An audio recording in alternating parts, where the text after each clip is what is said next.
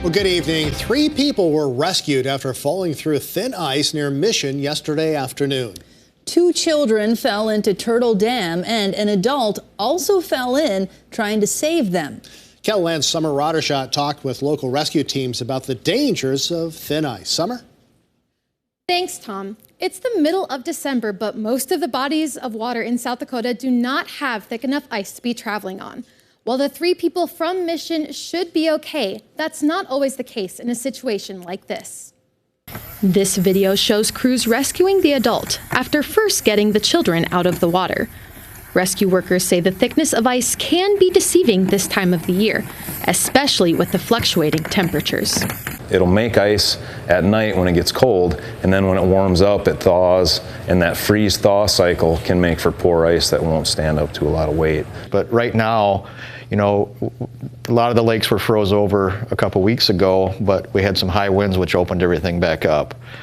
And we just, with these nice temperatures we've had, you know, it just hasn't created a really good solid base of ice.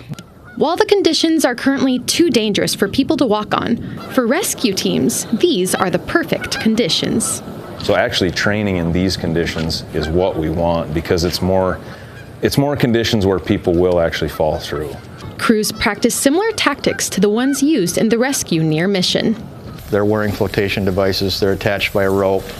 They can get pulled back in. You know, they have techniques, and then, you know, these boats are kind of displace weight when they go out on the ice, the thinner ice, so they can maneuver that way.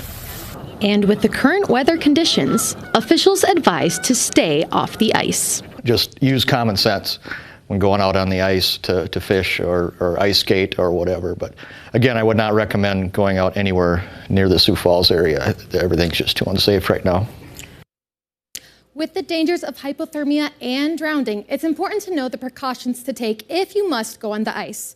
Firefighters say to wear a life jacket and have someone watch you on shore in case you fall through.